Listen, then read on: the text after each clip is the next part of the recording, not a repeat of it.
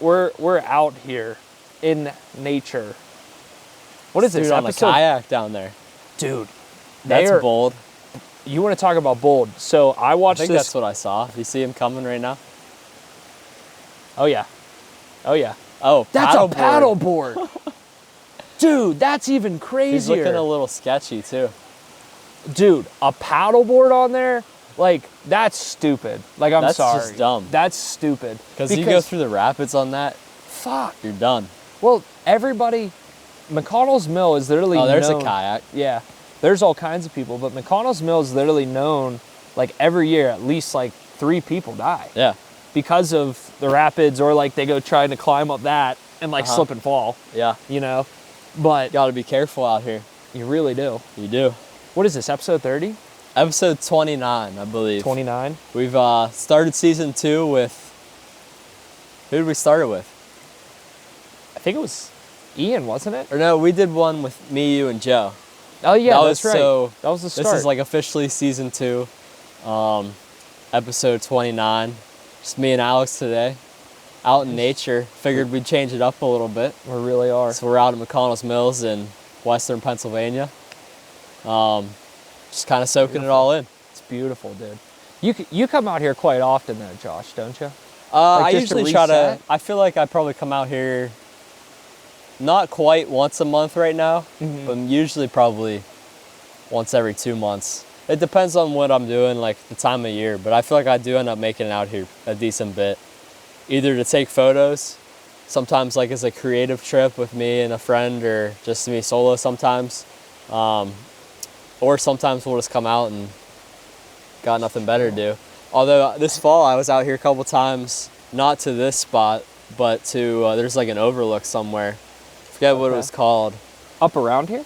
Yeah, it's like, it must be up that way somewhere. It was like a different one I found online, and like you take this really sketchy road. Oh yeah. Back through this farm field. There's a couple back and I took the GTI back there. Oh shit. Bad. I was like, this is like probably not a good idea, which it ended up being fine, but definitely was a little off-roading for the... There's some roads up here that you can get on and you're like, I feel like this isn't where a car should be. No, that's why I was glad we parked up top and just walked down, because that's a much safer bet than taking some, because it is really steep. You don't realize how steep it is. I brought the truck down here one time. Yeah. Dude, I got around the bend. So like that's a street up there that you could take cars on. And I went like down and around, and like that's an 8-foot bed, and I'm grazing a boulder, and I'm like, oh God, like this is not good. There's spots in here though where you can really get into trouble. So park and walk your car down if you do come to McConnell's Mill. And be safe out here too. Just stay away. They don't encourage, I don't think you're supposed to swim here really on purpose. No. I've seen some people doing that though, up above the mill too. And like, that's probably the most dangerous part water-wise, right? 100%. Because if you go out, so the way that stream runs, it's like there's the current through it, and then obviously you have slow pulls off to the outside, but there's a lot of room. Dude, you can walk off onto one rock and you're in a hole. And like that hole has a undertow in it, pulls you out into the stream. Next thing you know, good luck trying to swim upstream against that current. You're in trouble. Moving, and especially if you've ever been down here like after a big rain too. Right. Gets really rolling. It's crazy. That's what that guy's not, that is not smart at all. No, the paddleboarding, that's really It rained all last night, and that water's moving so fast. Paddleboarding, no thanks. You have like no leverage, I feel like, too, with the paddleboard. Like you can paddle, but it's not even like a kayak. Like you have no fighting chance if you get. Do you think you could survive on like an island with a paddleboard if you had to? It would depend on where, like the weather. If it's like a nice 80 degrees, I could survive for a few days. Right. But, it would get interesting. What about you? I paddleboarded one time at Smith Mountain Lake. We went on a guy's fishing trip, and we had a boat, and then there was a paddleboard there. Even on a lake, man, it was tough because it gets choppy. Yeah. And like if it gets choppy enough, and then you fall off, like good luck getting back onto it. It's damn near impossible to get back on. I should have screenshot the dock. I was thinking that too, but I remember. I have nothing down here. I know, me neither. I have no service at all. Well, you could still see some of them, and I'm sure I could probably remember some of them too. But yeah, paddleboarding though, like my sister, they were out in Ocean City, I think. Yeah. And like a group of, they were down for like a dance convention back when she was in high school, and they took like a rental paddleboard type deal. And I forget the exact story. They were like in a channel or something, and they accidentally like went out to sea. Like, but they didn't even realize it themselves necessarily. Scary. So they were just having a good time. But then they realized they were like pretty far out there, and like no chance they would have paddled back against the current. So then the police like noticed it happening, the police boat, and they came and picked them up and took them all back. Wow. But I think a paddleboard probably one of the harder things to maneuver. Oh, 100%. On the water. Yeah, 100%. Much harder than a kayak. Yeah. And other than at least it gives you something to hold on to if you fall in, but dude, water is scary, man. Powerful. It really is. Like, and if you don't respect it, like if you were to just go out there and walk into that water, like chances of you like drowning are probably pretty damn high. Yeah. Like even me fishing on like the side or getting into like my knees, like even then I'm like, all right, back it up a little bit. Yeah. Because sketches you out. Yeah, man, it definitely scares me. Like currents at the beach scare me, but doing something like this, being back here and like being by this, like it's beautiful. Yeah. Like it's a reset, you know?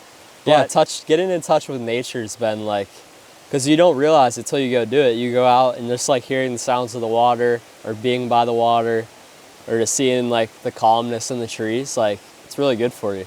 Oh, 100%. It makes sense, dude. Like if I were you, because you're closer up here now, but even whenever I was at school, like I would come down here, we would just go on like a walk or something back through here because you need it. Yeah. Like you 100% do. And I don't think like a lot of people realize that too sometimes whenever things even when things are going good, dude, like it's just nice to just come back here and unwind. Have a reset. Yeah. You know, it's a lot bigger too, this park, than I realized, and there's still plenty of places I haven't explored in here. And I feel like every year I find some other spot, kind of accidentally, or through like a Google search or something like that. But yeah, there's like a whole nother side. Forget what the name of it is. I feel like it's something with death. Oh yeah. That me and my buddy Ben, who's a photographer, we went over. It's down that way, I want to say. It's like on the Beaver County side. And it's like a pretty flat, like extension of a stream from this, I believe. And it's technically part of the mill still. But it's a cool spot. There's like a staircase down to the waterfall. It's a waterfall. Sweet. Forget Hell's Hollow. Yeah, that's Hell's Hollow. Yeah. Yep. Because that'll lead you all the way down into it, but it's a little bit of ways away from here. So that's kind of a cool spot to go to every now and then. And then that lookout place. Any places down by you that are good for this type of stuff? Bethel, you're closer to like Ohio Pile and that Laurel Highlands. Ohio Pile, Laurel Highlands, like because that's part of my routing. Honestly, is like going out that way, dude. Driving through there in the fall, my God, like. You get on top of the hill, like driving through like the Laurel Valley, unbelievable. And you guys went on that golf course, didn't you? Yeah, Laurel Valley Golf Club. Bro, yeah. You go there, like that's an exclusive golf course. Like it's a very corporate course. Yeah. I mean, like a lot of executives go there to like vacation because it has the ability to like you can just like live there for a few days. Like it's more of like a stay and play type place than like a one-off place. But yeah, Laurel, kind of a hidden gem. It really is. That whole area. Yeah. And then you have streams like this too. That's where I was actually fishing last week with Luke. We were a little bit west of Somerset, right off the Seven Springs exit. And we found like 2 or 3 streams back there, Indian Creek. Trying to think of the other one too. But we were just like walking through the woods for like miles, and it's all native fish back there. So it's like, it was super cool. I'd never fished like that before. Luke was trying to show me how to do it, but I didn't catch anything. He caught like 5, so I got skunked. Shout out Luke. Yeah, shout out Luke. We'll have to get, he's a good nature man too. Like, like your boy we were just talking about. He wants to get into the elk hunting. Like, it's tough. That's a serious trip, but it would be Awesome. It would. Hopefully our next guest is Tyler. He'll tell us his story about elk hunting out in Colorado this past September. Got his first elk on the second day out there. So I won't give any more details out, so I want to save the story for him. But We'll have to. yeah, so what have you been up to lately? Doing a lot of hunting and fishing and working? Yeah. Like the weekends now that it's being colder, it's just kind of like enjoying the outside aspect of like life and using the weekends like as a reset now, which is nice. It's very nice. Yeah. I had the chance to do archery this year, which was fun. So like that was my first hunting season doing that. Archery's fun, man. Like you would love it. You would love it, dude. Is it your first time? So you have an archery hunt before this? No, yeah. Nice. So I've only ever like messed around and shot like Brandon's bow or Luke's bow or something like that. But dude, it's cool because you don't have to wear orange, which is nice. I mean, I don't know why that's nice, but like, you're like camoed out. You're like sitting, it's fall, which is a big thing too. So like the leaves give you a lot of coverage, which is cool. And you see a lot more. So like that's the biggest thing. Anytime I ever went hunting, I didn't see shit. Like that was always the worst because I would always go out rifle hunting. Actually at Moraine over there, we heard some gunshots coming in too. So if you come here, wear an orange hat. You brought your orange hat too. I did. But that was the first place I went hunting. Me and my dad, we woke up at like freaking 3 a.m, got into the woods by like 4:30 and just like sat there and it was freezing cold. Sit there, don't see anything. The next thing you know, all you hear is just like gunshots everywhere. Boom, boom, boom. And I'm like, I'm a little kid. I'm like, I don't know what's going on. So I'm looking around. And I'm trying to find them. I'm looking at my dad. I'm like, where's these deer at? He goes, get your head down. What are you effing doing? And I'm like, oh, that's a good point. Dude, and all these gunshots are coming all over the place because there's so many people that hunt up there that they'll just shoot at anything walking. And I'm going, this is probably not the most fun and safe thing. Like, because people get shot all the time accidentally, man. And it's getting shot with a rifle bullet. That's what they always say is one of the downsides with like public lands, especially near like opening day and stuff, is just they can get overwhelmed because there are a lot of deer hunters in Western PA, in PA in general. So we only went once or twice back when I was in high school. My dad and I, he's hunted and like done like some of that stuff all growing up because he lived on a farm at times and his brother hunted and everything. And our uncle Bruce, he had a camp up towards like Clare, like kind of Tidiute, Tionesta. It's a good spot up there. And so they would always go up there like near Clarion, stay like the Clarion River Lodge, I think it's called. And then they'd get up and go hunt like the state forests up there. And this place is nice, don't get me wrong, but like those state forests, you go in there and it's like, wow, like there's a lot of land. It's legit like forests. Like there's some big ass trees, a lot of these big rocks. It is really cool. Downside is it's a little bit further away. It's a little bit tougher to like commit to. And like you said, it like I had a similar story where it was like we're going in there, we saw deer like some doe like real early, like before it was even light out as we were walking in. And then like 2 hours later it's like you're just like, holy shit. Yeah, this turned into a war zone. Saw a bunch of bear prints actually too up there. And didn't see anything that day, but up around Tidiute and Tionesta and along that river, you could definitely run into it, which is crazy. Even in Ohio Pile, you can run into black bears. We went on a whitewater rafting trip when we went down there. Black bear right in the woods, just scaling like a cliff, looking for berries along the river. Crazy. And you're like, that thing could probably care less about like what's going on. Yeah.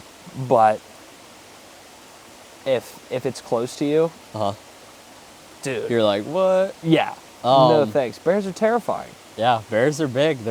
It's kind of crazy to think that they live around here, but they do. Like I think we kind of forget it. Around COVID, like in my neighborhood back at home, I had a couple bears running around, and like people would catch them on their Ring doorbells and like their cameras in the backyard. A black bear would wreak havoc in Cranberry, dude. Oh yeah, so they're around, like they're close, and obviously there's a bunch more, and they have a lot more land up there. But so yeah, PA. That's one of the best things about PA. I think is like one of the reasons I like it a lot is you could be golfing one weekend and then be skiing the next weekend up at like Seven Springs. Right. It's pretty easy, like drive wise, to like go to places like this where you can go get pretty deep into nature and like hunt, fish.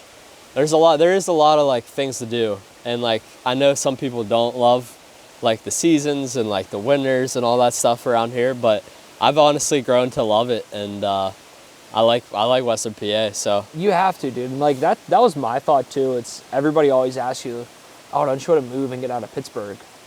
I'm like, not really, man. Because Yeah. like now, like you said, you've become accustomed to it and it's part of kind of who we are and what we do. But everybody's like, there's nothing to do around Pittsburgh. It's like, what are you looking to do? You know? Yeah, there's plenty to do. If you're looking to go to high-rise nightclubs, no. Yeah. But if you're looking to do stuff like this, you could come out. This is an hour drive from Pittsburgh. Yeah. You know? And like you said, there's so many different things that you can get into that are productive. Like, you can get into productive things that are, like, good for you, which is nice. And like you said, too, like, yeah, this is an hour, but it's not like this is the only place. Like, there's countless places. You have the Laurel Highlands. You have parks right in the city of Pittsburgh that have, like, hidden nature areas, like Frick Park and some of those other parks around the city. Yeah. Shenley Park. Yeah. It's getting kind of bad have, there like, now. Ohio Pile and McConnell's Mills. You have Moraine State Park. You have, like, the state parks up north. Yeah. Up towards, like, Clarion. But there's state game lands all over the place. Yeah. And then you have Erie, so like if you want to technically go to a beach, there's a beach up there, you know. We checked the box off. We got that, and like Erie in the summertime is honestly really fun, and it's pretty cool up there. Even in the fall and the winter, they get tons of snow. But so yeah, we kind of have it all out here. But you're right. I mean, everybody's different. Like some people have different wants and needs as far as like wanting to be more city or be closer to a city. Versus nature and all that stuff. So you can't get upset with anybody about it, but I've been pretty content with here. And honestly, like the last year, I don't know if I'm not in any like need to move right now. Like I've been pretty content here, so. Right, and you've established your business here too. That's big too. Like I don't have to move to get business, like the business is here. Right. I mean, you could easily go somewhere and just pick up where you left off, but it is a hell of a lot easier just staying around here. And like my thought too is people that are like that, where they're like, I need to get the hell out of Pittsburgh. It's tough to do. Like, unless you're content with living by, you know, like living by this like edge. I don't even know the saying I'm trying to think of, but like living very frugally. Yeah, you have to. Like it's tough. It's a tough move, especially because if you're moving to somewhere where you don't know anybody, don't have any family, you're basically like starting over, which some people do want to do that. Right. But yeah, like you leave a lot behind, and then also like it's expensive. A lot of other places, Pittsburgh is pretty economically friendly right now, even though it doesn't always feel like it. It is compared to like some of those big cities like Austin and Dallas and New York City and DC and New York's insane. New York's crazy. LA's even crazier. I was looking at going on a trip or something just for like after Christmas, and looking at New York. You could go to New York City for the same exact price that you could go down to Florida. Yeah, which is crazy. That is crazy. When you think about it, it's like I'd rather go to the beach than New York City, especially in the wintertime. You know. Yeah. Have you ever been there in the winter? New York City? No, I've never been in New York City at all, actually. It's cool. I had the chance to go when I think me and my sister were 11 and she was 10. In the wintertime, around Christmas time, it's pretty neat. Yeah. Like going to the big like Macy's and the crazy stores on there. Times Square is pretty neat. It's pretty magical, special feel to New York City, I feel like. Yeah, I think there's certain cities that are like known in America to be staples. Yeah, like for a specific time of the year. Like I think of like New York City, Christmas time, like Christmas in New York City. I feel like PA, like we could be in that fall time. Yeah. I would say like a Virginia might be better known for like its fall time season. PA is kind of like the best of all of them. Right. You know what I mean? Like you have that good fall, you have that winter. You have that song, like summers here are great, I think. Like, sometimes it does get hot, but sometimes it's like that perfect, like upper 70s, low 80s. Right. I mean, it is kind of crazy how like it'll be cloudy literally every day from now until like April, but then as soon as like April hits, it's like sunny every day until beautiful. the fall. Yeah. It's weird. It's really strange how it works here. Yeah. But you go out and play. You do have the best of both worlds. Really do. I think I was looking at the doc too about Cybertrucks. Oh yeah. That Did you see any of the most recent stuff? I saw Joe shooting a bow and arrow at it, which was pretty cool. Well, yeah. So that was a few weeks ago. They were doing that podcast, and he's like, "I want to do it right now." He's wild. He's and wild. They just did it, and it worked. Yeah. But the most recent thing, which I don't know if you've seen this yet. The ad where he was talking at that panel. Kind of like an ad. Well, there was that where he's like, "Go fuck yourself." Yeah. And everybody's like, "What?" And he's like, "No, you heard me." And then I read through the comments, and it literally goes, "Definition of fuck you money is him saying." Now that's a meme right now, I think too. People like just saying, "Go fuck yourself." But no, they had a press conference type thing this week. Tesla did. And they showed a bunch more of what the Cybertruck can do. And one of the things that they showed was it racing a Porsche 911, brand new Porsche 911. And it beat the Porsche 911 while towing a trailer with another Porsche 911 on the back. Everybody's like, holy shit. So that was really impressive. That's like the most Elon thing ever, and too. And then they shot it like a bunch of times with like a Tommy gun and stuff. Really? And it's bulletproof. So it's built like a tank, dude. Like it's kind of crazy. And it's almost impossible to roll it over because the center of gravity's so low. Yeah, and it has that huge, doesn't it have 3 batteries in it or something crazy like that? Yeah, a lot of batteries. 800. I mean, weight was no concern, obviously, to them, so. 899 horsepower or something nuts like that? Yeah, insane. Could you see yourself ever driving one? Ooh, yeah, for sure. Like if it came to a point in time when it's just like, F it, let's just go ball out and get a Cybertruck, for sure. Yeah, I think there's definitely a point in time coming where electric will become more common, but I would still probably be hesitant now to get anything electric just because the grid's not fully there, like charging wise. You know what I mean? That's what I was going to say too, because there was I don't know if it was a congressman or who it was talking, or energy guy or something like that of a company, but they asked him, they said, what are the chances that if we switch to all electric vehicles that we would be able to power it? It's like 0. It's like we don't 0%. Yeah, we don't have nearly the amount of energy. It would be well, not only that part, but just like you have to kind of plan your routes with that in mind, because like you're going anywhere further than like 200 or 300 miles. It's like, well, I gotta. So you have that issue. Then you have the issue of like, okay, I want to charge, at my house. Then I think if you charge it off like a regular 120 volt outlet, it's takes like 20 hours or something to charge. Really? But you have to do it off the 220, which is like what you'd use to plug in like an oven or like a dryer or a washer or something like that. So you have to kind of like get an outlet like that, put in your garage or put somewhere you can plug into. So there's just a lot of issues, but 10, 15 years from now, a lot of people will be moving that way just because it's going to be like performance and like the features and stuff are just going to be hard to beat. Even the base model Tesla, think about that, how fast that thing is. Yeah.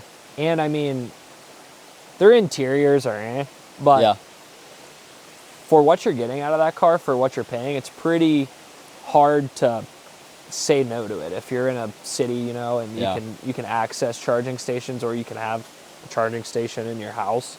But and like you said, it's how many years since Tesla's kind of really blown off? I'm trying to think when it first came to... It really popped up around like 2011, 2012. I'm sure it was around before then, but... Yeah. And it's, 10 years down now, and it's grown quite a bit. You see a ton of Teslas. You see a ton of electric cars in general now. Think of Ford. Literally think of Ford. Like, they started with, the Model T car. Yeah. And, now they have Mustangs that have over 1,000 horsepower. You know? I know that Elon has years and years and years of technology ahead of that, but and the chance to develop shit off of previous cars, but how crazy he is, it's only a matter of time. Yeah, then you get into like the whole maintenance side where there's very little maintenance compared to Oh, yeah, it's an all electrical locked down. vehicle. Like you just have brakes, tires. Some people say the batteries will eventually need replaced, and that's like a big issue they still have to figure out too. But other than that though, like for the lifespan of the car, you're just brakes and tires versus like a normal car. You got a lot to worry about typically, I feel like. But they're getting better. Cars are getting better with not having to be like money pits, I feel like. Some are though still. Right. Those are the fun ones. Those are the ones usually the ones that are a good time are the ones that are the most expensive to maintain. So knock on wood, brother. Yours is good for right now. Like the GTIs, I won't say that they're a money pit, but you could dump a lot of money into them. There's a lot of customization available for sure. And I plan to keep mine pretty much stock for now, just 'cause I'm doing a lot of driving with it. And, you know, maybe if I got a second car in the future and I could like maybe mess with that, but I wouldn't go crazy, I don't think. I just never have been like a too crazy like modifier type deal. But yeah, like I just read something the other day, you can do like an APR stage 1 tune on that car. And it's stock like 242 or something horsepower. Yeah. You do the tune, it goes up to 340. That's absurd. That's stage 1. No like upgrades other than a flash on the system itself. That's so crazy. You get into like stage 2 and stage 3, they become a little bit more crazy, a little bit less reliable once you get in those ones because you have to do like some different mods to the different things. Right. But probably suspension and like everything along those lines. Transmission type stuff and like it gets a little bit more interesting. But just the fact that you can take an update and just flash something and it goes that's insane. Crazy. Yeah. I mean, to think about that, we got a guy down here admiring the waterfall. Yeah, he's checking us out. Yeah, that would be funny. Yeah, Cybertruck's gonna be. I saw the video. A lot more of it. I saw the video too. Whenever he threw, threw the steel ball at it. Did you see that with the window? And it didn't break through, but it like shattered. That was so funny. I was like, we'll go back and fix that. And it seemed like a lot of the development with it was just kind of, they weren't really trying to make it indestructible, but it just kind of happened. Right. At least that's what they say. Is the body stainless steel? I'm not sure what metal it is, but I know it's pretty it's legit, whatever it is. Like, now, to take that kind of impact. But then the only thing I was thinking too the other day was like, what if a Cybertruck hitting another car is almost a liability because of the weight and then also the fact is just like it's indestructible. Right. Like if you imagine that versus like a Toyota Camry. Oh my gosh, or a Prius. It would be bad. Is that an elf? It is. He's wearing an elf hat. There's some interesting people walking along the trails today. That's funny. We definitely picked a good spot where we haven't had anybody come up and bother us or anything yet. Try to mess around with it. My thought was too, if like someone were, it'd be like, you want to hop on, man? Yeah, right. Tell us a little bit about your day. We'll definitely have to do this again somewhere, another spot in here or down your way even. Be fun. I think one in the snow would be really cool to like sit down and.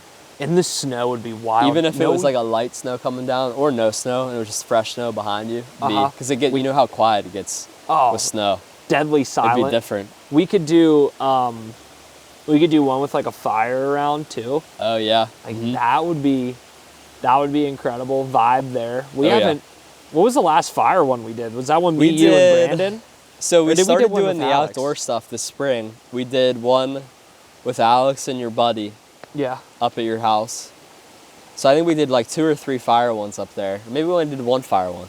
Yeah, I think we only did do 1. And then we did, over the summer, I think we both got pretty busy and it was like tough. We did a few. We did the one on my back deck. We did the one below my deck. Yep. We did, I don't remember what else. I mean, the outdoors are definitely when it's I love doing them outside. I mean, who else is doing this? I like doing them with the headphones and stuff too, but like I like doing them outside first, I think.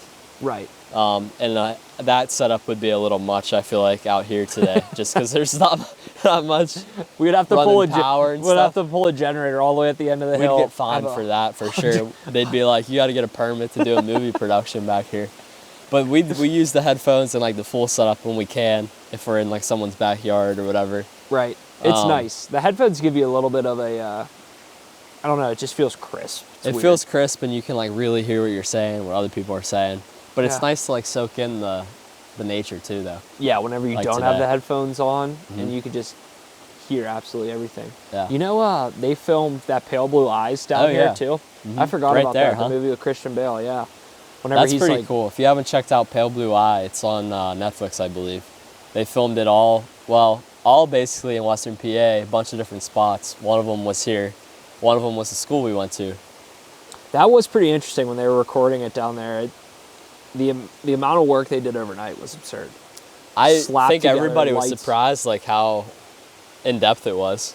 Yeah, and it was only 30 or 40 seconds in the movie. Yeah. And I think they said the total cost of that, drivers, everything included, was like over $5 million just to do that for 30 seconds in a movie. That, and I remember the school got a payout from that too, for letting them be in there. Had to have. So that made a lot of sense for them. But the movie turned out good. I don't know if it was like the most amazing movie I've ever seen, but No. have you seen it? I did. And it was a cool plot twist. It's like really cool, like cinematically, like visually, it was pretty cool, and like some pretty crazy plot twists.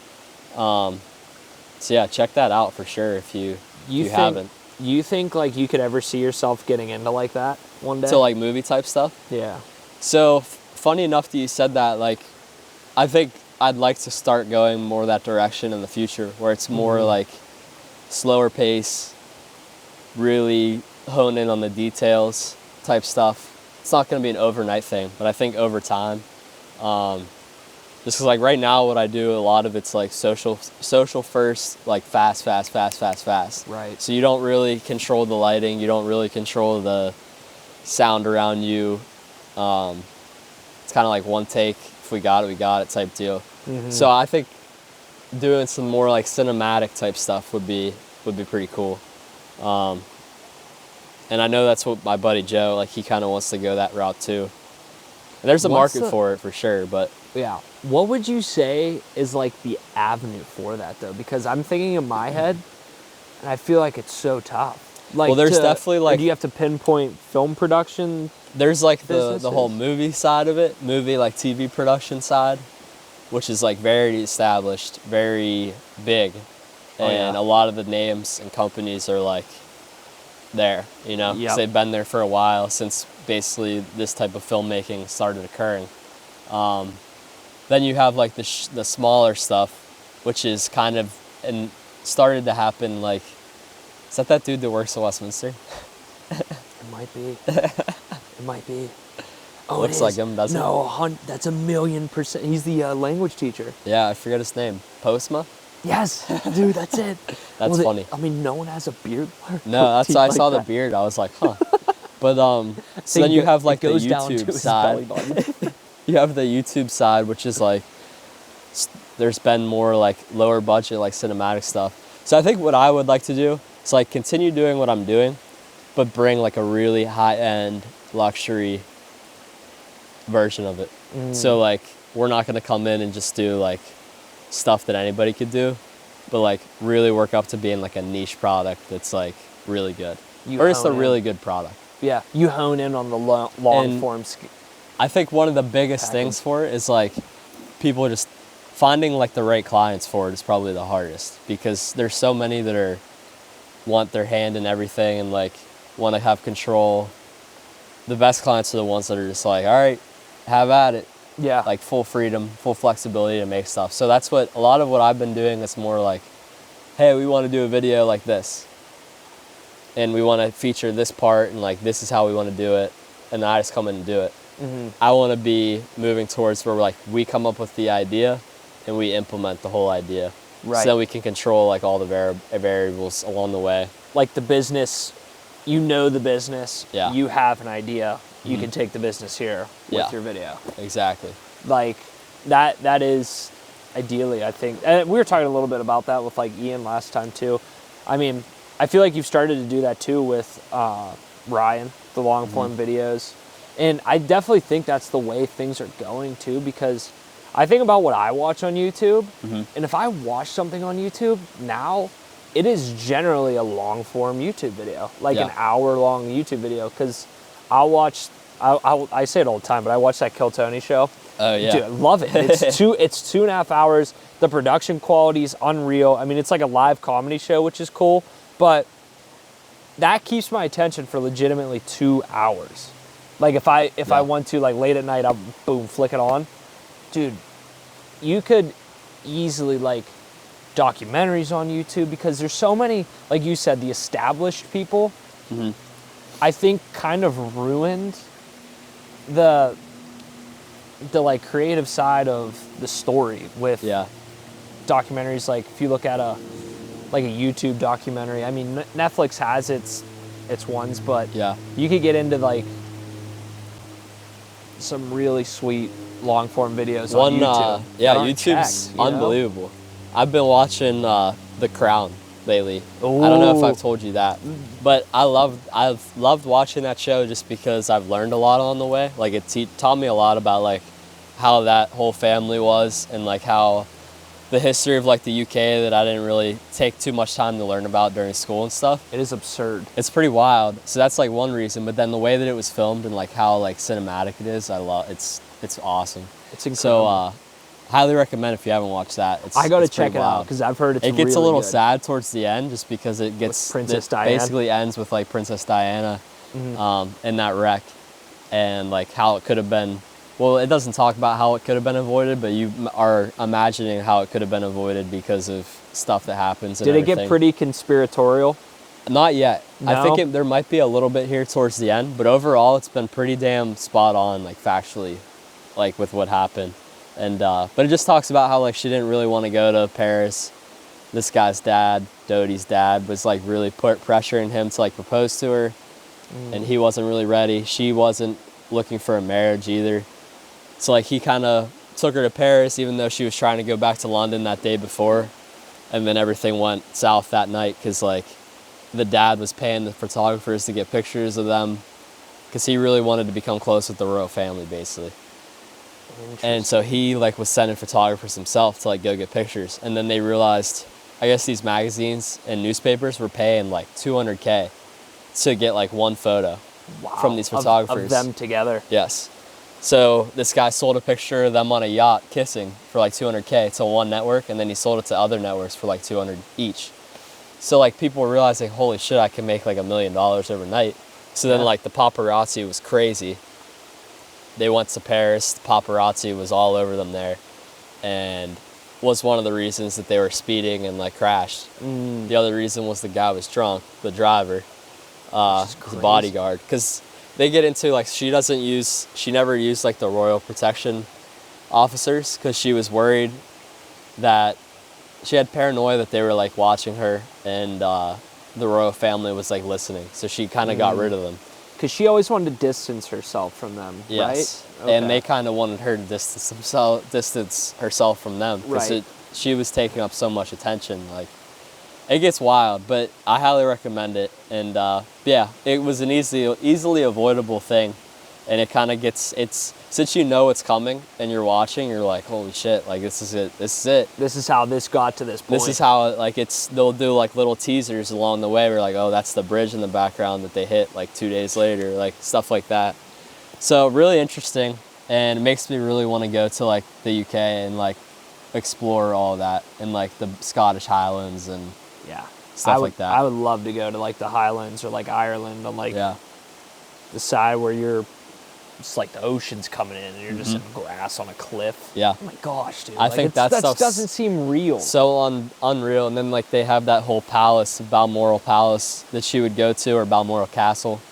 And it's like 45,000 acres or something. Like they own like the whole chunk Have you seen everything that Queen Elizabeth owns? I saw like an article once that showed like some of the different properties, and like. So I read an article where it was properties. She owns every single dolphin that's in the UK. No way. She owns every single swan that's in the UK. She owns, I forget what street it is, but like London's version of Times Square, she owns the entire street.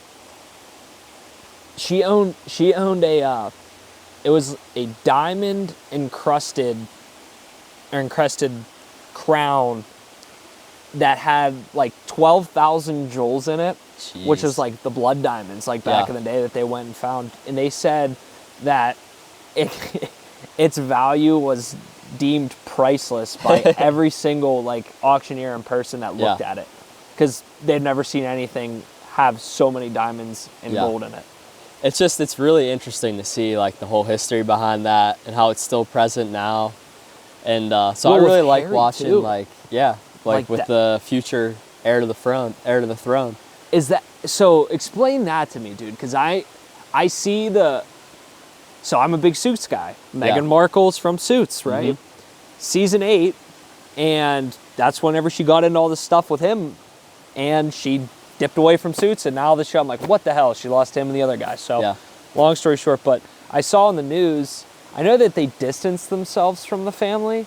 Yeah, so it's Prince William and Prince Harry, I think, right? Right. Prince William's the heir to the throne. Okay. Harry's like the younger brother. And I think the thing I read was that Meghan wasn't fully sure what she was getting into. And I think if you watch the show, you'll understand, like, it makes more sense because it's like, it's a lot of work and like you make a lot of sacrifices, and it's not necessarily like a happy family all the time because there's just so much like royal like rules and stuff they have to follow. Which is so crazy to me, dude. It is. Like, they do absolutely nothing other than just being like like photo ops and like speeches. Yeah. I could be wrong. I could be wrong, but I mean, it does. It's interesting how it provides like so much stability to that area, though. They're like the Kardashians. Like they're their goal is to be Kardashian. Like, their goal is to be like the Kardashians, but have like class, and that's why I feel like Classy there's so many restrictions. And they've relatively over time maintained, like, looking back, there's been definitely a lot of like conspiracy and a lot of like negative things, but overall it hasn't been awful like the whole time. But that's my understanding. She got involved, realized that this is a lot more than she thought she was getting into, and probably kind of convinced him a little bit. And I think since he knew he wasn't like an heir to the throne, because it's weird how it works. It basically goes in like a straight line down. So like since William's the heir, William's sons would then the next. So it's like, unless everybody died, and then it would go to him. So he has like very little chance. Yeah, I don't blame him for. So they were like, I'd be like, I'm getting out of this. And I think too, part of it was the Diana thing. Like he saw what happened with like the paparazzi and like that how was they his were mom, right? Yeah. Okay. So they were young still when that happened, and like they watched that happen. You know, the paparazzi and like how much they hounded her. Right. And they're like, I don't know if we want to do that. So it gets messy, but still would be really cool to go see it all in person, and like makes me want to have like an English estate, just because like they just go walk outside. They're like, let's go hunt these bull, deer, or elk or whatever they are over there, and they just go and like they have guides and everything. But that's like unbelievable money, obviously. Oh yeah. Yeah, that might be like the oldest money. Probably on Earth at this point. Like, I'm sure there's probably like some Egyptian stuff and like some Middle Eastern stuff that's really old. Right. But for like the West though, it's the Saudi money is pretty nuts too. It's pretty crazy over there. I mean, they're making aren't they making a huge, just a huge enclosed building like all along their border that's straight for miles and miles and miles? Something like that, to like house people or something. I forget what it's for. It's a city within like a building. Yeah. In the middle of the desert. It's wild. Like the money over there is hard to, at this point it's probably, I don't want to say it's more than that, like that type of money. It's definitely more because it's like billionaires and trillionaires, but they're just spending it like crazy. Like, kind of recklessly almost. Right. Versus without like regard for like what the consequences will be for them doing stuff. Yeah. Like with like Live Golf, even though it's a sport, like they're kind of tearing apart like the golf industry. Right. And like I think they were offering John Rahm like $600 million or something just to go play for them. It's like, how can you expect somebody to turn that down? Like, right. That's unbelievable money. Right. But then it's kind of just reckless. Like, there won't be people in your family that have to work. If you sign that, ever. Yeah, and you don't even have to win. You just show up and play. Right. Like, and watching the that show Full Swing, I mean, I don't blame like some of those guys at all. And especially after the PGA came out this spring, and they were like, "Yeah, we're gonna merge with Live." And they're like, "Is that what happened?" They haven't done it yet, but they've basically started talking to do it, and it was kind of a stab in the back for everybody that was like saying no and like standing up for PGX or like Rory McIlroy and like Tiger and stuff, because like they offered those guys like close to $1 billion, I think. I was gonna say, not that they need it because they're already Tiger's a billionaire. basically there, Yeah. like, but kind of was like an FU to them in the end. Yeah, especially the way that they treated it at first, where it's like, we don't want to recognize any of the players. And I mean, like, you knew that the Saudis, I think, were just going to stay and hold out because they can. Yeah, that's the thing. It's like there's so much money, you can't compete. Right. Did you see when they were building for the World Cup, even, like, they were, I think it was a year or so behind schedule. They just, like, ramped up, like, the work, like, immediately. Didn't care about safety at all either. Yeah. And there was, like, it's pretty rough. There's, like, 30 people that died in the process. You're like, oh, my God. Weird stuff like that. I mean, it's crazy what money can do, like the power of it. So that's, I think the overall goal for me is, like, I don't want to be, like, that kind of wealthy. I mean, nah, honestly, probably not. I don't think I would. I'd like to be, like, wealthy enough that I can, like, do what I want when I want to. But maybe it's the fame that I don't want. I don't know if I'd want to be, like, super well-known enough to where it's like I can't go anywhere. If you were, like, a secret billionaire. Imagine the life of, like, I think it'd be cool to be known enough that, like, people know who you are and, like, you have some power when you walk in a room. But not enough to where you have to have, like, security walking around town. And I think I'd rather be a secret billionaire. Now that I'm, like, thinking about it, I don't know why. Just not have anybody know. Just be just unreal. Yeah. Or if you were just, like, one of those people that you just lived with, like, your family or something. Yeah. No one, I mean, like, you had friends, obviously. Meanwhile, you're $2 billion in the bank. Actually, you're like, I think hey, you guys pick up the Uber tonight? I think it would be probably impossible to be after a while, secret it would billionaire, just come out. Especially if you have friends. Like, you would have to be snitch. You'd have to be so isolated to be a secret one. Because you'd want to use it or give it to somebody. It would just come out eventually. It's hard to really do it, I feel like. Unless it's like in a trust where you can't really access it. But any there's big goals? Crazy. Big goals for 20, or wait, hold on. Ooh. What did you learn in 2023? As we're closing up the year here, we got about 30 days left. That's crazy. 29 days left. That is crazy to think about. Isn't it? I think back to, remember when we did the Christmas episode up in New Wilmington? About right now, in the studio, yeah. Time talking flies, about Christmas time. I mean, I think goals, like, we even put it on the list too, about how, I don't know what the quote was that you used, but we were talking about how, like, trying to be unplanned can cost you time and energy in, like, the long run. Dude, in this past year, I've become so much more regimented, it's insane. Yeah. Like, it took me a little bit to get there, but now I feel like I've became more of a planner. Yeah. My weekends are open, but my weekdays, dude, are just like, it's got to be regimented. Like, it's got to be, I mean, that's also because of what I'm doing now, but I mean, like, even afternoon-wise, it's like, come home, work out, eat, get caught up, go to sleep at a reasonable time. Or it's like, I'll try to get up in the morning. Like, me and my buddy Anth, we try to go, man, but it's tough. Like, you just got to beat your mind in the morning. Yeah. But, like, it is tough getting up at 5 and, like, trying to get there and have a productive workout. So, but I think, like, that's the biggest thing I learned was it's not cool anymore to be, like, lackadaisical with, like, your approaches to things, but it's all right to not take things too seriously, but to be planned and well planned out, you know, and have a plan in your head and a goal in your head that you kind of work towards.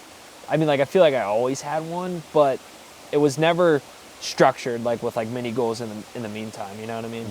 I don't know.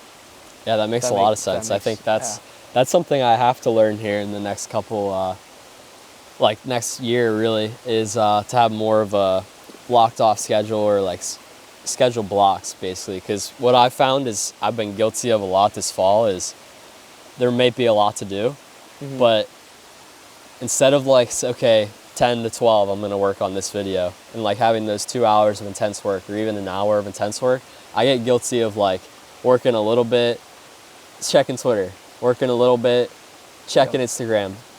Another bad thing I've been doing, I don't want to say bad because it's good that I've been doing it, but, like, I'll work out at, like, 9 and, like, go for a run right after too.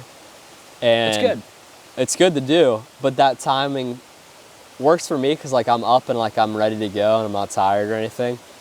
It's not the greatest because you lose that first like 3 or 4 out, like the first 2 or 3 hours of the day right off the bat. Yep. So I've played around, and sometimes I'll work first like the first couple hours and then go like around lunchtime. But I like doing it in the morning. It's just I don't want to do it at like 5 a.m. So that's another thing I'm learning. But yeah, I think that's one thing I got to learn this year. But overall, what I've learned this past year is kind of just to trust the process, I'd say. It was always something that was said. You know, everybody says like just trust the process.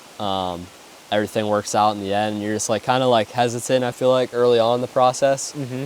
But this year's kind of proven that like it does eventually work out. Like we're year 3 in this business now, and we finally got to the point where like we're making some, you know, nice money for 24 or whatever, or for the amount of hours I guess I work. But so yeah, proud of you, I'm glad that I haven't like given up on it, because there's been plenty of times where I was like, I could go do something else, or I could like, I'm not sure if this is gonna work out, or this job sucks, like a particular client or whatever. Yeah. So I kind of learned to like just trust the process and not worry as much about like the future. And I think that if we were to look back at some of the episodes in the beginning of the year, one of the things I was saying was like I need to learn to be like more present, or like more worry less about it. Both of us, I think we're talking about that. 100%. So I think both of us have probably started to learn that. Taking right steps in the process too. I mean, like even too, whenever we were at Westminster together, like me and you were talking about it. And switch the mic. I think it might be. Is it a little close? Here, you could put it down here probably. Actually, if you want. I'm gonna just leave it right there. I think that's good. I'm gonna cover these ears up. But yeah, we were at Westminster talking. Dude, yeah, and I mean, even whenever me and you were going back and forth like about it, you're like, I could go and do like a steady, like 9 to 5 corporate role, and you rolled with the punches, dude. And like now here we are. You're still picking up projects. You're still busy. I mean, we're even walking in, you're saying about how it doesn't like slow up for you. And I mean, I think like you said, you're just staying in the pocket and doing what you are really freaking good at. And it's like being someone that cares about somebody else's business and like creates quality work for them. Like, you know, I think that is like the big differentiator between you and like somebody else too, because I look at like other people's work too sometimes, and like what you do is like you go to a business, you know the business, you make the video tailored around their business, and then it's their like unique video versus like the cookie cutter shit that so many other people can tend to do. No, you're right. And like that's gonna pay dividends, dude. Like it already is right now, and I'm so proud of you, dude. I really am. Like no bullshit. Like it is. I appreciate it is awesome, that. Man. Proud of you too, and thanks, all you've accomplished this year, and graduated, got the gig, company car, you know. Yeah, exactly, dude. But exactly. Only other thing I want to add on for like what I learned was doing like, this pertains to like doing business and everything, especially like your own business, is like you're not gonna find anybody that like relates to you along the way. Meaning like there's not really many other people around me that are doing like the same thing, that are like, I'm running this business like kind of solo, especially like a creative business like this. Obviously there's other kids around the US. There's probably even another kid around like Pittsburgh or two that are like in the same boat, but there's not a ton to like bounce ideas off of. So you kind of have to get really good at just like trusting your gut and like doing it solo, which luckily, I mean, growing up, I've always been like kind of like a more introverted person, that like I need my alone time and like function well on my own. But you do have to like be prepared to be on your own a lot, make decisions on your own, because a lot of people just aren't able to like understand what you're dealing with, like with like questions that you might have about like how you should price this, or if this is a good client for me, or if this is the right move, like should I be doing this job in general, or should I go get a corporate job like you said. And they're not going to have the answers because they got their own things to worry about, and you know, you can't get mad at them about that. So that's just, I've learned that, and it's been overall a pretty good year. But that takes us into 2024? What are your big goals? Ooh, big goals for 24. If you had to take two goals for next year. 2 goals. I've like flirted the idea of getting my own place. I think that's a big one. But it's just tough right now. You know, Really hopefully new person in, things changed a little bit about office, like somebody new coming in maybe. Yeah. With just the way things are, I mean, like everybody says like there's no wrong time to buy, but I think like that's probably my big one, if possible. Yeah. If things change a little bit, because like I don't want to be locked in at something, not to get finance bro on you, but yeah, I mean, dude, it's just like you go from school where you have like this unlimited freedom where you're living up there, you're living by yourself, and then you come back home and you got to get used to living with mom and dad. While living with mom and dad is nice, don't get me wrong, there's a perk of it, but it gets to the point where you're like, I just want to be my own person. And like, I feel like I still am, don't get me wrong, but I just feel like there's always that part there that because I'm living here, I can't fully be myself, you know? Yeah. I mean, obviously I'm myself for my family, but I feel like you just need that your own space. Yeah, but you just kind of need it, you know? Like you get, I feel like the outside pressure of like seeing everybody else do it, or you see, I mean, not even everybody else doing it, but like you want it, you like want certain things in your life that you work your ass for, and like that's kind of the next big goal, I think, for me. Yeah. So hopefully don't get lost in the weeds of it, but we'll see, man. We'll see. I think it's a big one, hopefully, but we'll see. Maybe end of year 2024 or something like that. So who knows? We'll see. Well, we'll circle back 12 months, see. Hold me to it. Hold me to it. That's man. a good goal. I would echo that goal. That's one of mine for sure. And I've been saying it for a while now, just because I think it would be good for me to grow, and then just also to have the space. Would also help the business grow, I think, too, even just because like you'd have more space to work with. You know, maybe we set up a podcast studio somewhere. Either one of our indoor spots, dude. Oh my gosh. Yeah. But yeah, I think that'd be 100%. Big. Only other big one I have like in that genre of goals is I'd really like to have like somebody on board Orchard 8. If not full-time, then at least part-time, just to help with the just the business in general, you know, editing, so I don't have to go to every shoot in the future. And I think we're inching closer, and I'm glad that I've taken it slow, because I don't want to make a dumb choice and like force it and then end up a year down the road be like, man, like we can't afford this and stuff like that. So I want to make sure like the groundwork's there, we do it the right way, and like the quality can be kept. So that's really a big goal. You know, no matter who it is, whether it's a part-time or a full-time thing, but like actually have like a W-2 employee to really help grow it. It's exciting shit. So dude. that's probably my big one, and then find a place. But like you said, it's tough out there. It is, man. It is. Even you're lucky. You want to buy, or you want to?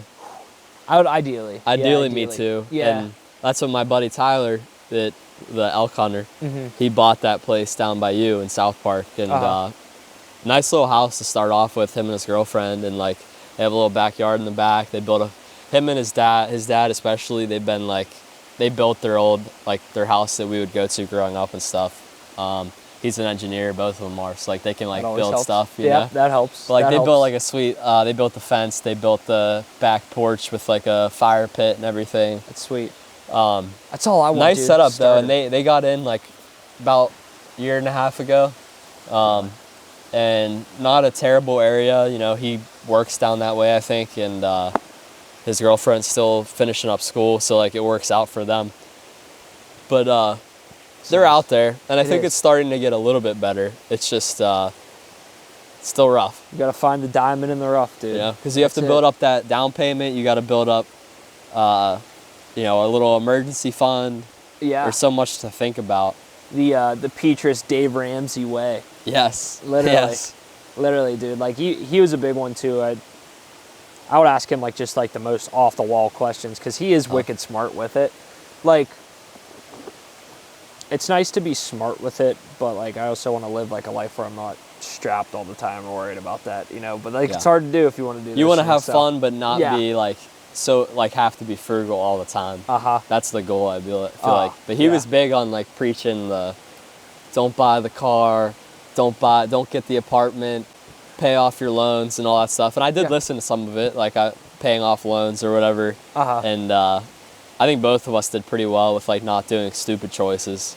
Right. You know, along the way. So it's very easy to do. There's plenty of people that do, and you know, make questionable decisions along the way. So it's very, very easy to do. What was the one that you had on the doc that was like 50% of men said that they can do what? Oh, so there was a question that kind of went viral. It was like 50% of all men believe they could land an airplane, like a commercial airplane, if their life depended on it. And I would wanted to know if that was something you thought you could do, because I think I could do it. 100%, yeah. Because I played the flight simulator growing up, you know, like kind of messing around, like arcadey. Yeah. They're not like horribly hard to fly, I don't think. And I feel like part of the reason people say that too is because obviously if they're asking this guy to fly the plane, he's gonna try, because if he doesn't, they're gonna die. So it's like you're either gonna die or maybe you have a small chance of living. So like, right. But I think they're easier to fly than people realize. And but what am I? I'm not a pilot, so I don't know. I honestly think it's crazy what humans are capable of in dire situations, especially men. Yeah. I'm just kidding. No, I'm just kidding. Women too. But I think, oh man, I think I'm a decent driver, but I don't know how well that applies to flying. I think in the moment, like I'm just like seeing there's a lot that can happen.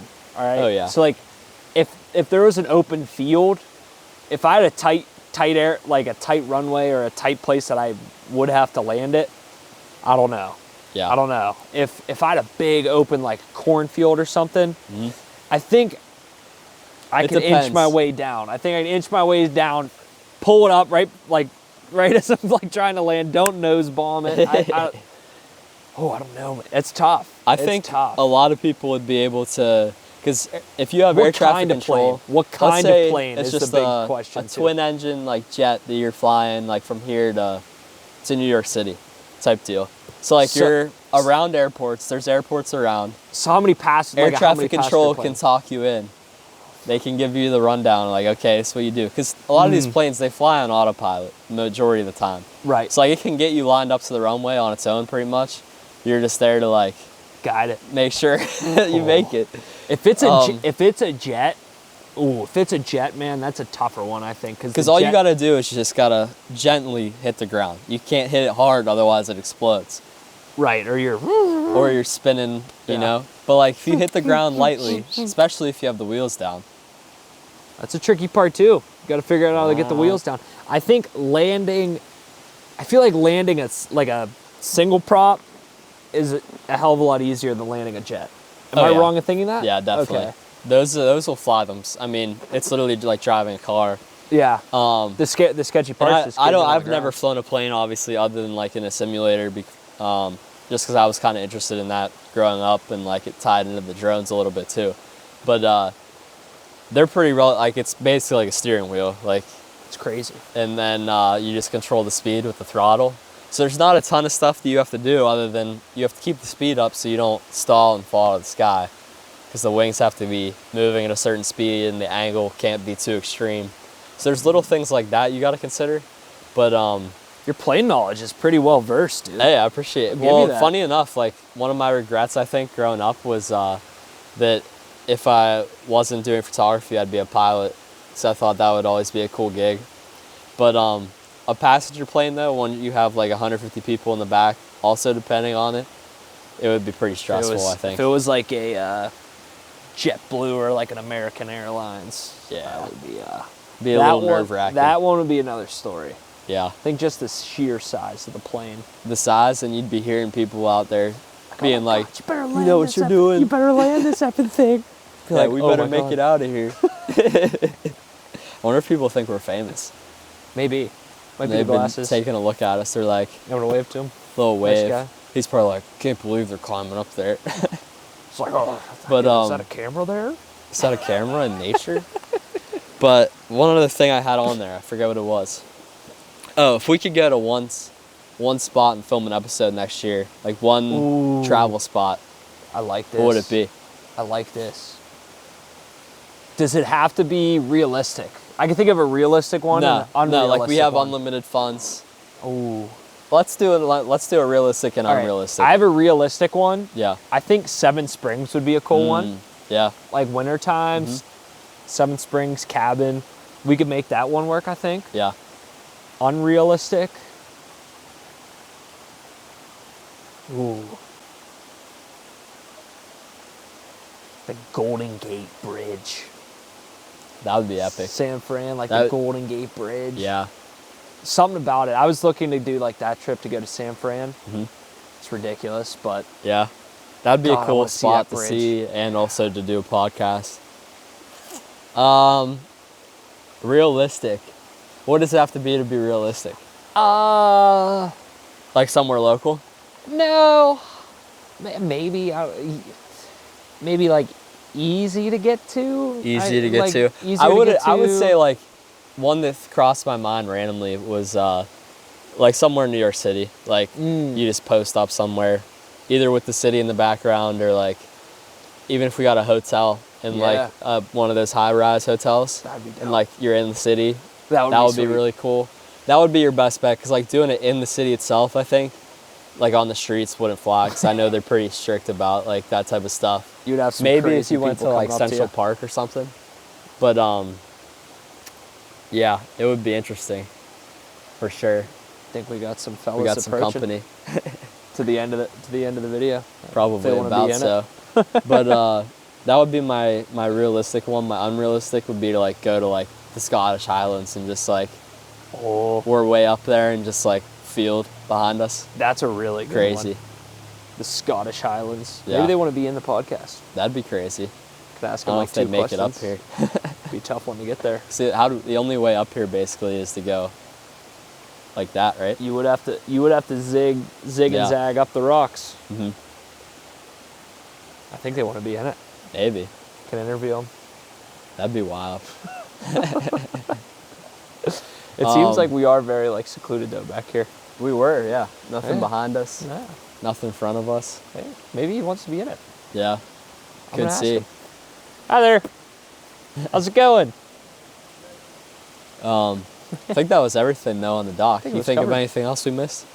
I don't think so. We're filming a podcast up here. We're just being, yeah, if you guys wanted to come and shoot and be in it too, if you guys want. If you were wondering what the camera was and why we're just sitting on a rock, oddly. Yeah. Yeah, that was great though. It's a good spot. It's a good episode. Definitely was. I think we definitely keep the nature trend going when we can. Yeah. Obviously, it's not always feasible just because it gets cold and it's dark. It'd be fun up here in the winter though. But if we could do another one up here when it snows, or even if it doesn't, go to a different spot. We could go over to like the Hell's Hollow area, find somewhere over there, and They have a nice waterfall up that way. nice waterfall. We could go to Ohio Pile, find something down there. Like, There's a lot of spots at Ohio Pile too. yeah, I went to a waterfall down there once actually, and Cumberland Falls. I think so. Or Yep. Cucumber? No, I think it's like pretty tall. Whatever one it was. it's Cucumber Falls. Yeah, it's Cucumber Falls. And we It's not must have went at a Cumberland. bad time. These girls that were part of the pool and stuff back then, they're like, let's go take pictures like by a waterfall or something. And since I was the camera guy, Yeah. It's got not a into bad- that situation a lot. Yeah. So this one looks sweet online, right? We're like, wow, this is like actually kind of big, like scale wise. Right. And it must have been like really dry, I guess. Wasn't flowing And over. we go and it's like, Yeah. it's like dripping, one little dude. drop. And yeah. we're like, really? Like we drove an hour and a half down here just to do this. We still got some cool pics. And there was actually like an Amish family. That was there? Yeah, they were like posted up. posted up in the waterfall. And then these girls come out and they're like in these scandalous bikinis. And we're like, excuse us. But anyway, We got great some pictures. episode. We'll do another Solid one episode. soon here. Episode 30 coming soon. Appreciate you joining us Always. out here at the mills. Have a good holiday. We should do another one before then, but We could do a holly jolly one by a Christmas holly tree. jolly. This isn't too holly yet, but December 2nd, right? Actually, a really cool Countdown one. to My Christmas. backyard, we do this pine tree, like one of the big pine trees in the back. We put Christmas lights around it. Get it jazzed up. If we were to do one in the evening, only if there was snow on the ground, it would look cool. But like the snow's on the ground and then the tree's lit up behind us, it'd be I'm really here for cool. it. I'm here for a Christmas But Day episode. Appreciate you guys joining us. Something a little different today. And yeah. Thank you all. Deuces. Peace.